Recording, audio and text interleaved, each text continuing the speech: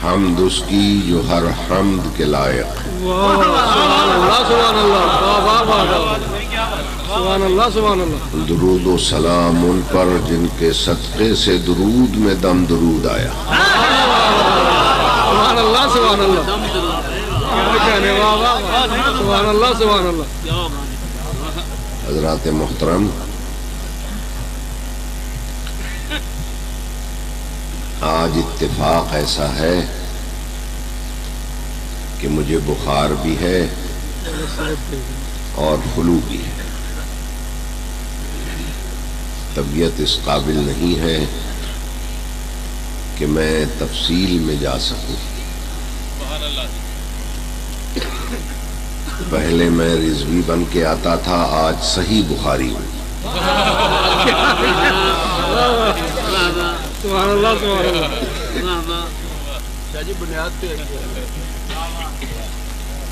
عزیزان محترم،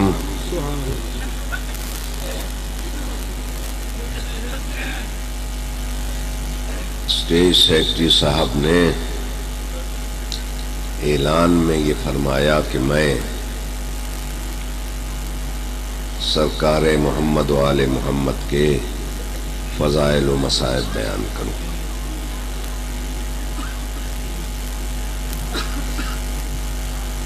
مجاز کو حقیقت بنا دینا، آسمان کی وسعتوں سے ستارے توڑ لانا،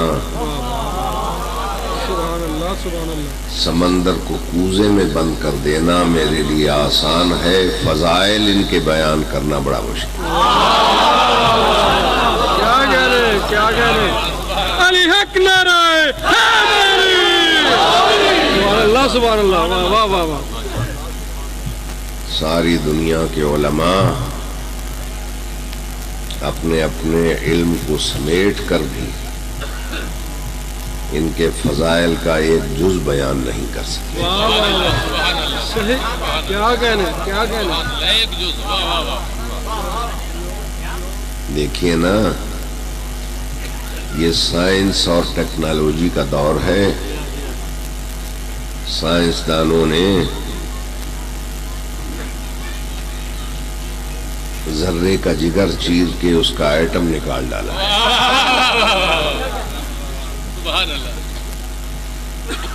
اور نئے نئے انکشاف کرتے ہوئے یہ بیان کیا کہ ہمارا یہ سورج زمین سے 13 لاکھ گنا بڑا ہے۔ ایک گز کی اگر زمین ہے تو 13 لاکھ گز کا سورج ہے۔ سورج کے ایک ایک غار میں ہماری زمین جیسی ہزاروں زمینیں سما جاتی ہیں۔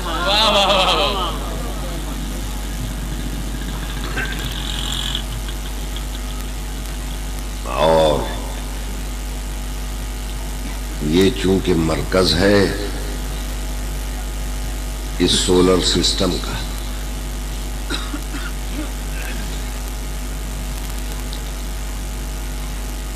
اور 4.25 ارب میل پر اس کی دھوپ پڑ رہی ہے۔ عطارد، مریخ، مشتری، زمین، زہرہ، زحل، پلوٹو، یورینس، نیپچون، یہ 9 سیارے اس کے ارد گرد چکر لگاتے ہیں۔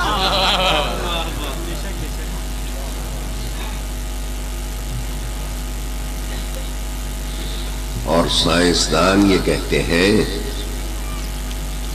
کہ ہمارے پاس اتنا بارود جمع ہو گیا ہے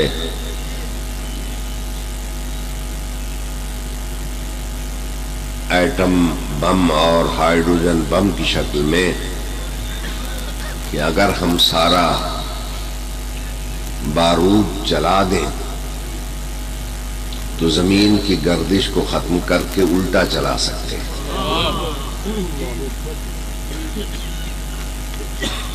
اس سے میں اس نتیجے تک پہنچا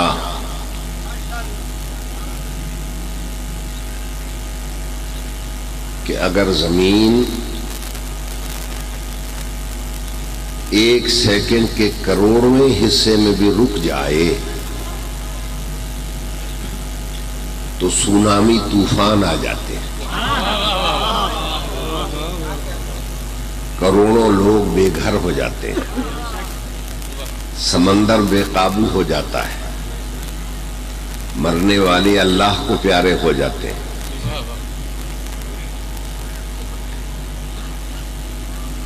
اب آپ خود اندازہ لگا لیں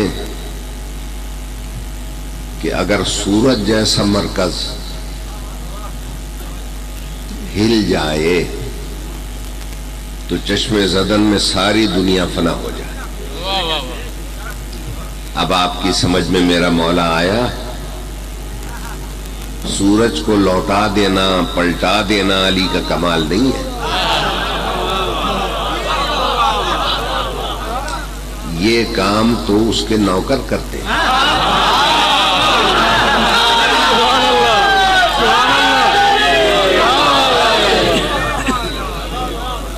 میرے مولا علی کا معجزہ یہ ہے کہ سورج جیسے مرکز کو ہلا دیا اور قیامت کو نہیں آنے دیا۔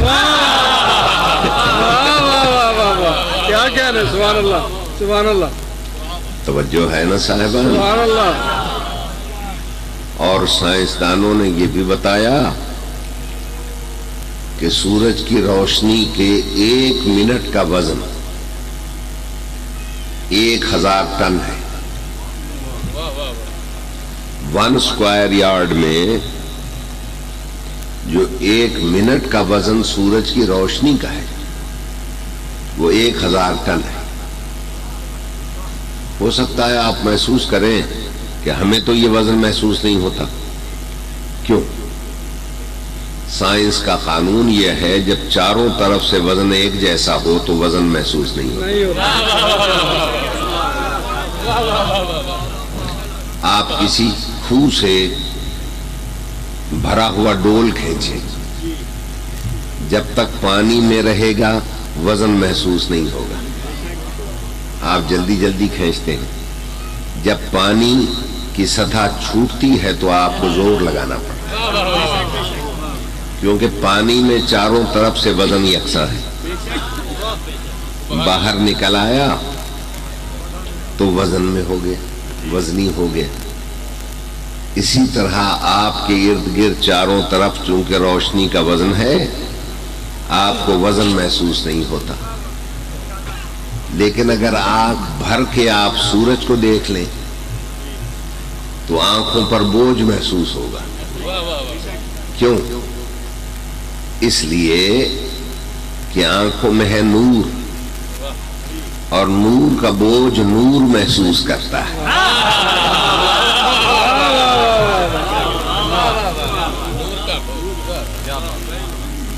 توجہ ہے نا میرے محترم سامعین؟ جب سائنسدانوں کے کہنے کے مطابق 1 اسکوائر یارڈ میں 1 منٹ کا وزن 1000 ٹن ہے سورج کی روشنی کا، تو آپ بتا سکتے ہیں پورے فیصل آباد ضلع میں کتنا وزن ہوگا؟ ہے کوئی پٹواری بیٹھا ہوا؟ پھر میں پوچھوں گا فیصل آباد ڈویژن میں کتنا وزن ہوگا؟ پھر میں پوچھتا ہوں پورے صوبہ پنجاب میں کتنا وزن ہوگا؟ پھر پوچھوں گا کہ ایشیا، افریقہ اور یورپ میں 1 منٹ کا وزن دھوپ کا کتنا ہوگا؟ میری بات پہ غور کیجیے۔ پھر میں پوچھوں گا پورے سولر سسٹم میں جہاں 9 سیاروں پر اس کی روشنی جا رہی ہے کتنا وزن ہوگا؟ میں نے مانچسٹر یونیورسٹی لندن میں ایک سائنس کے یہودی پروفیسر سے پوچھا کہ تم کائنات میں پڑنے والے سورج کی دھوپ کا 1 منٹ کا وزن بتاؤ۔ پہلے تو سوچ میں گم ہوا، پھر کہنے لگا اگر ہمارا دریائے ٹیمز سیاہی بن جائے، کھمبے اور درخت قلم بن جائیں، ہم سب لکھنے والے ہو جائیں، کمپیوٹر حساب کرنے والا بن جائے، پھر بھی ہم وزن نہیں بتا سکتے۔ تو میں مولویوں سے پوچھتا ہوں کہ پڑھے لکھے سائنسدان جس کے 1 منٹ کا وزن نہیں بتا سکتے، سارے ملا مل کر اس علی کے فضائل کا کیا وزن کریں گے جس نے اس سورج کو 16 دفعہ انگلی کے اشارے سے واپس کر دیا۔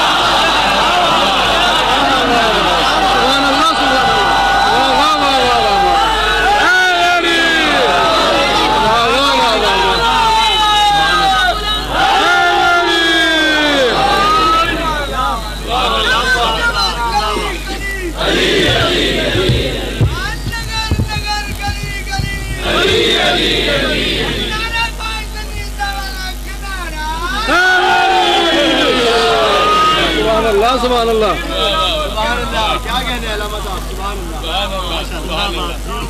اللہ۔ گھبرا تو نہیں گئے آج؟ بڑی بھرپور مجلس آپ سن چکے۔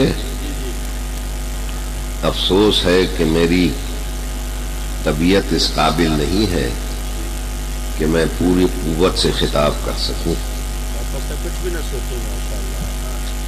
آہستہ آہستہ میں آپ کو نسیم کا جھونکا بن کر ایمان کے چمن تک لے جاؤں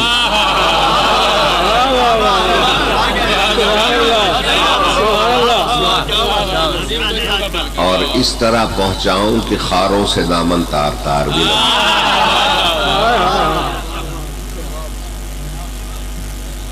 توجہ ہے نا میرے محترم سامعین؟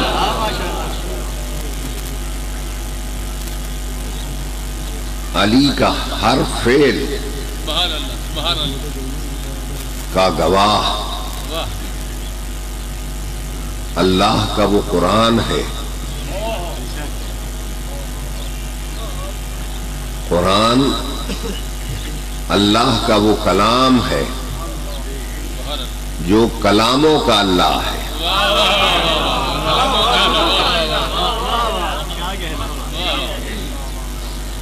اللہ کے وہ خطوط ہیں قرآن کی شکل میں جس کے بعد اس نے خط لکھنا ہی چھوڑ دیا۔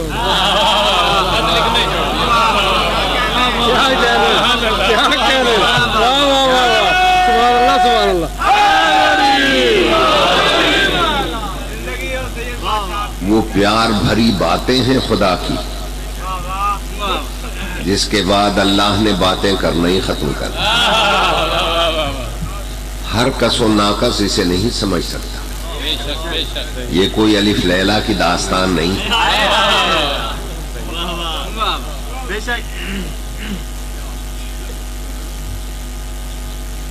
چونکہ ہر ایک کی سمجھ میں آتا نہیں، ہر ایک اس کے مفہوم کو پاتا نہیں، اس لیے اگر اس کے بارے میں پوچھنا ہے قرآن کے بارے میں تو عوام جس سے راضی اس راضی سے نہ پوچھ، خدا جس سے راضی اس حجازی سے پوچھ۔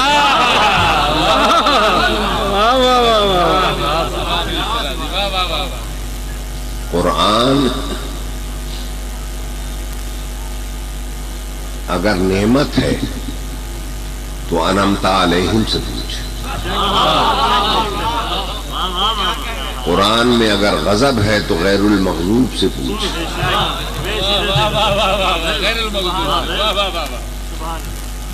قرآن رضا ہے تو امام رضا سے پوچھ۔ قرآن شفا ہے تو مالک خاک شفا سے پوچھ۔ قرآن میں عصمت ہے تو عصمت کبریٰ سے پوچھ۔ قرآن مشکل ہے تو مشکل کشا سے۔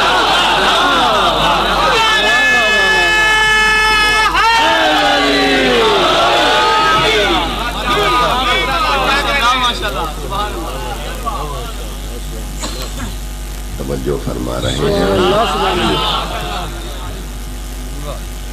میرے محترم سامعین؟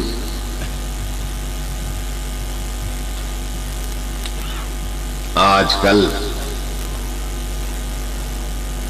بڑا شور مچا ہوا ہے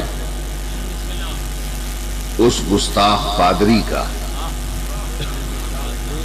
جس نے قرآن جلانے کا اعلان کیا۔ توجہ ہے یا نہیں؟ اگر دنیا احتجاج کر کے ہمارا ساتھ دیتی اس کے خلاف جس نے قرآن ناطق کے گھر کو جلایا تھا،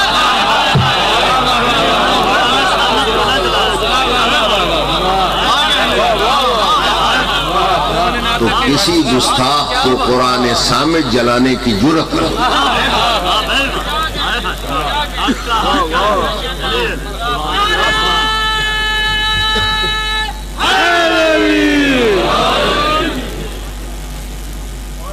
لوگ تو اس چکر میں پھنس گئے کہ جی شیعوں نے خود بلایا، خود ہی مار دیا، خود ہی رونے پیٹنے لگ گئے،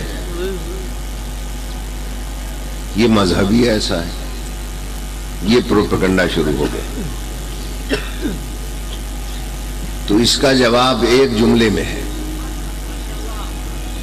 کسی کے مذہب کا پتہ کرنا ہو تو سب سے پہلی پہچان ہے کلمہ۔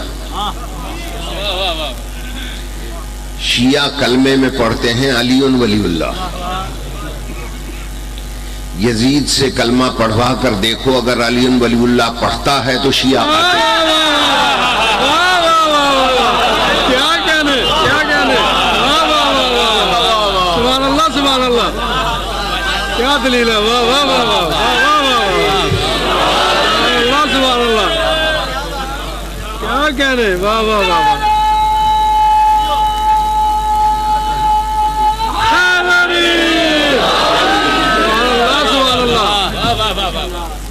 اور اگر نہیں پڑھتا تو قاتل ان میں ڈھونڈو جو علی ولی اللہ کے قائل نہ ہو۔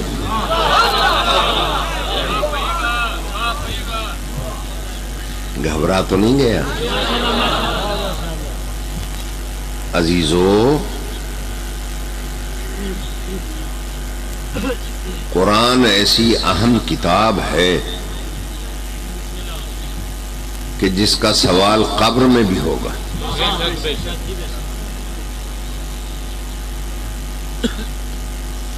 اسلام دو چیزوں کا مجموعہ ہے، اصول دین اور فروع دین۔ اصول اور فروع ملتے ہیں تو اسلام کا جسم بنتا ہے،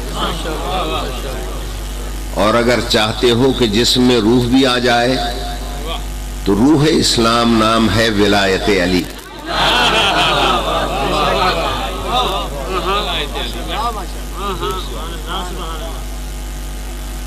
غور فرما رہے ہیں آپ؟ دو پیشیاں ہوں گی، پہلی پیشی ہے قبر کی، دوسری پیشی ہے حشر کی۔ پہلی پیشی میں پوچھے جائیں گے اصول دین، آخری پیشی میں پوچھے جائیں گے فروع دین۔ اصول دین کا تعلق ہے عقیدے سے، فروع دین کا تعلق ہے عمل سے۔ سارے فقیہوں سے میں نے پوچھا، سوائے فقہ جعفریہ کے کہیں سے جواب نہیں آیا کہ پہلی پیشی پر اصول کیوں پوچھے جائیں گے، فروع کیوں نہیں پوچھے جائیں گے۔ تو صرف فقہ جعفریہ نے سمجھایا کہ فروع دین ہے ریپیئریبل، یعنی اگر کمی رہ جائے تو اس کو پورا کیا جا سکتا ہے۔ اصول دین ریپیئریبل نہیں ہے۔ اگر ایک شخص کی نمازیں رہ گئی ہیں تو آپ کسی سے پڑھوا کر اس کمی کو پورا کر سکتے ہیں، روزہ کسی سے رکھوا کر کمی کو پورا کر سکتے ہیں، اس کے بدلے میں حج کروا کر پورا کر سکتے ہیں، زکوٰۃ اور خمس کا حساب کر کے اگر کچھ رہ گیا ہے تو اس کو پورا کر سکتے ہیں۔ تو رحمان و رحیم نے یہ کرم کیا کہ جس کی کمی پوری ہو سکتی تھی قیامت تک کی مہلت دے دی کہ کمی پوری کر کے آ جاؤ، پچھلے وارث اس کمی کو پورا کرا دے۔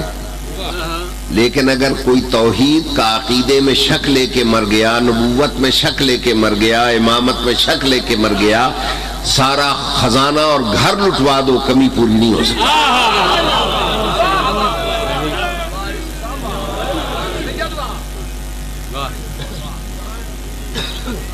توجہ ہے نا صاحبان؟ اس لیے پوچھا جائے گا من ربوں کا، تیرا رب کون ہے؟ کون ہے خدا تیرا؟ تو جواب میں آئے گا اللہ ربی، اللہ میرا رب ہے۔ سوال خدا کا ہوگا تو جواب رب کی صورت میں ہوگا۔ توجہ ہے یہ نہیں؟ اگر آپ کہیں تو میں آپ کو مرزا غالب کا ایک شعر سناؤں۔ مرزا غالب فرماتے ہیں یہ عشق ہے یا عشق کی انتہا ہے غالب، یہ عشق ہے یا عشق کی انتہا ہے غالب، سجدہ کرتا ہوں خدا کو یاد آتا ہے حسین۔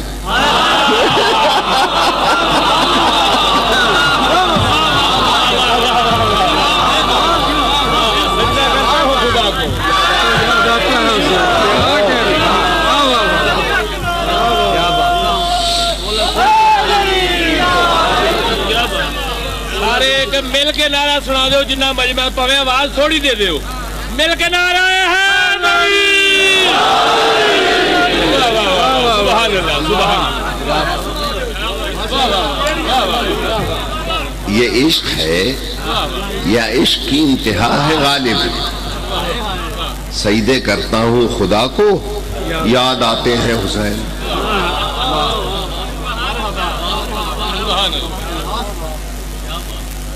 اور سجدے میں ایسا سر کٹا گیا کہ گرو نانک کو بھی کہنا پڑا ایسی مرنی مر گئی اور نہ مرے کو، جیسی موت اس نے قبول کی قیامت تک کوئی نہیں قبول کر سکتا۔ اور اگر کہیں تو میں سلطان العارفین حضرت سلطان باہو کا بھی ایک شعر سنا دوں۔ سلطان باہو کہتے ہیں غالب کو تو ایک حسین یاد آتے ہیں، اور میری پوزیشن یہ ہے کہ پنجوئی امام تے پنجوئی قبلے، پنجوئی امام پنجوئی قبلے، کوئی تو میں نو دسے باہو سجدے کس نو کریے ہوئے۔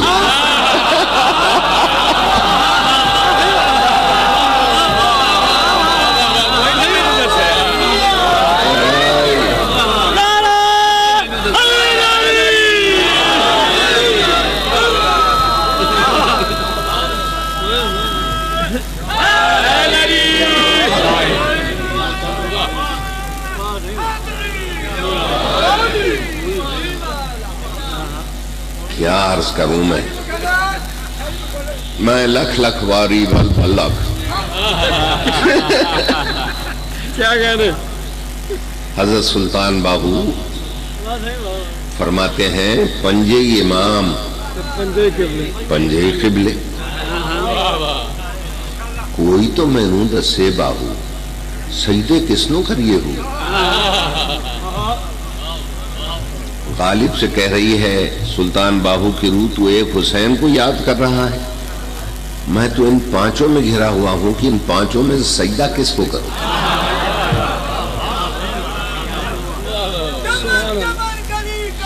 علی علی علی علی علی علی علی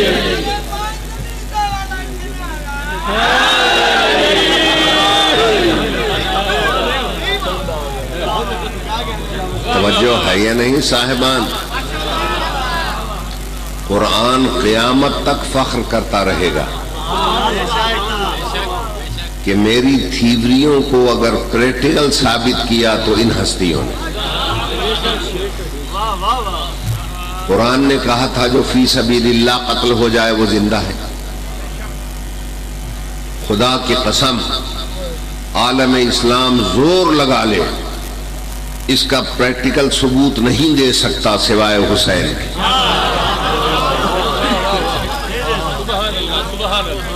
کہ شہید کیسے زندہ ہوتا ہے اس نے نو کے نیزہ پہ تلاوت کر کے بتایا. ایسے زندہ. جہاں غالب کا شعر سنا، سلطان باہو کا شعر سنا، وہاں اس خاکسار کا بھی ایک شعر سنا.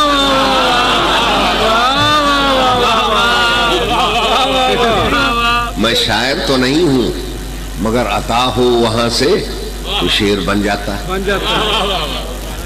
سن کر تیری زبان سے نیزے کی نوک پر،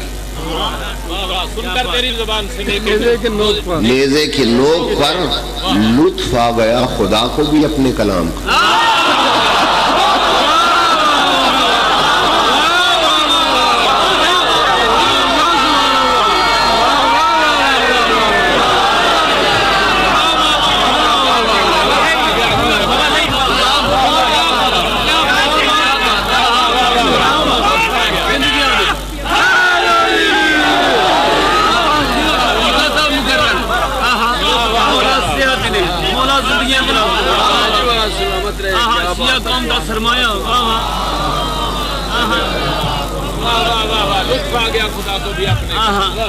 سن کر تیری زبان سے نیزے کی نوک پر لطف آ گیا خدا کو بھی اپنے کلام.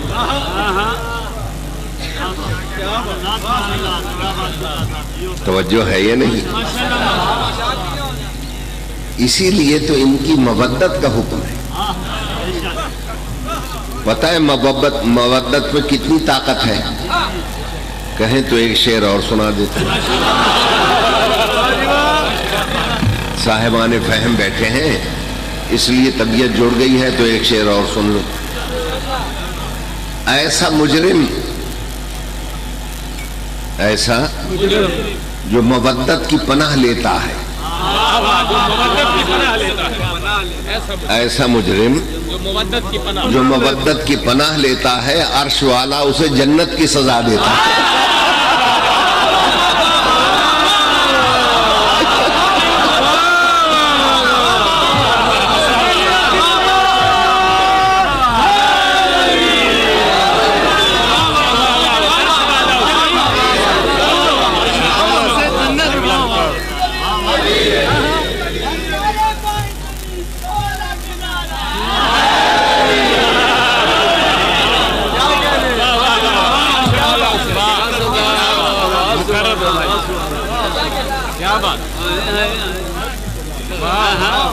ایسا مجرم جو مودت کی پناہ لیتا عرش والا اسے جنت کی سزا دیتا. توجہ ہے یہ نہیں صاحب؟ اللہ آپ کو سلامت رکھے. دوستو اگر ایک قاری خوش الہانی سے تلاوت کرے تو لوگ کھڑے ہو کر سننے لگتے، اور اگر حسین جیسا قاری نو کے نیزہ پہ تلاوت کرے تو اڑتے ہوئے پرندے زمین پہ آ جاتے ہیں. وہ صرف تلاوت نہیں کر رہا تھا، کئی کام کر رہا تھا. راستے میں ایک عیسائی کا باغ آیا، وہاں شہید اعظم نے تلاوت شروع کی. اس عیسائی مالک کی بچی تھی 4-5 سال کی، دونوں آنکھوں سے نابینا تھی، اندھی تھی. ڈاکٹروں نے کہا یہ ٹھیک نہیں ہو سکتی. وہ بھی یہ آواز سن رہی تھی، آواز سن کے بیٹھ نہ سکی. کان پہ ہاتھ رکھ کر آہستہ آہستہ آواز کی طرف چل کھڑی، نیزے کے نیچے پہنچی، نیزہ پکڑا، چہرہ جو اٹھایا، کٹی ہوئی گردن سے خون شفا کا ایک قطرہ اس کی آنکھ میں، اس نے ہاتھ ملا، دوسری آنکھ پہ ہاتھ مل دیا، نور واپس آ گیا۔ حیرت سے دیکھتی رہی یہ ہے کون؟ نہ بدن ہے نہ ہاتھ ہیں، نیزے پہ سوار ہے، آنکھوں کو نور بھی دیتا ہے، تلاوت بھی کرتا ہے، کئی کام کر رہا۔ نیچے دیکھا تو ماتھے پر محراب، نورانی چہرے، بکھرے ہوئے بال، کچھ خواتین بیٹھی ہوئی گھٹنوں پہ ماتھا رکھے رو رہی تھی۔ وہ بیچاری بچی کو پتہ نہیں تھا یہ ہیں کون۔ سب سے بزرگ خاتون کے قدموں پہ ہاتھ رکھ کے کہتی، بی بی آپ کیوں روتی ہیں؟ اگر آپ کو کوئی تکلیف ہے آپ اس سے کیوں نہیں کہتی؟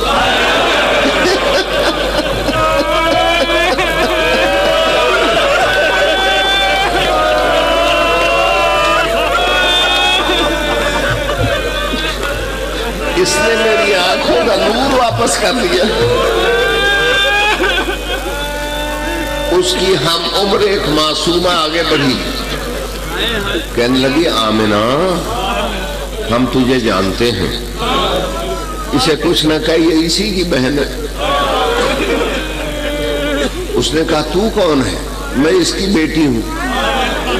بڑے غور سے اس بچی کو دیکھ کر وہ عیسائی بچی دوڑی، علم کے نیچے پہنچی، نیزے کے نیچے، نیزہ ہلا کر کہتی اے مظہر العجائب، میری سمجھ میں تو ہی نہیں آیا، غیر کو آنکھیں دیتا ہے، بیٹی کے کان زخمی۔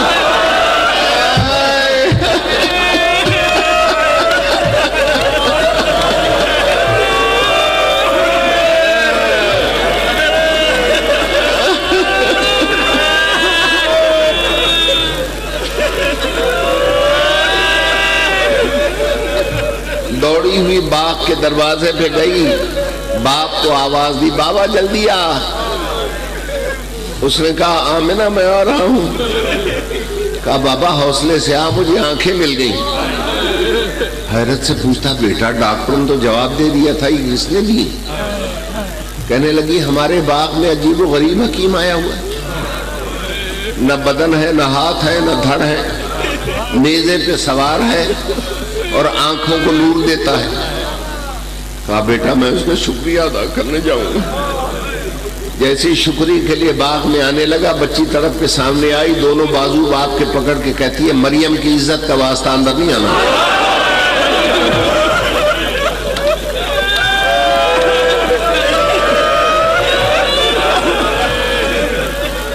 حضرت عیسیٰ کی شہادت کا واسطہ اندر نہیں آنا۔ انہوں نے کہا بیٹا میں شکریہ نہ ادا کروں کہ میں خود ادا کر لوں گی۔ روکتی کیوں ہے؟ کہ جس نے مجھے آنکھیں دی ہیں اس کی بہنیں ننگے سر ہیں، اس کی بچی کے ہاتھ گردن سے بندھے ہوئے، اندر نہیں آنا۔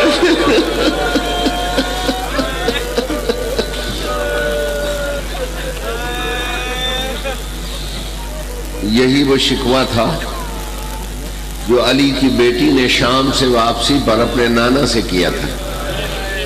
نانا عیسیٰ کا کلمہ پڑھنے والوں نے چادریں دی، تیرے کلمہ پڑھنے والوں نے نیزے سے اتار لی۔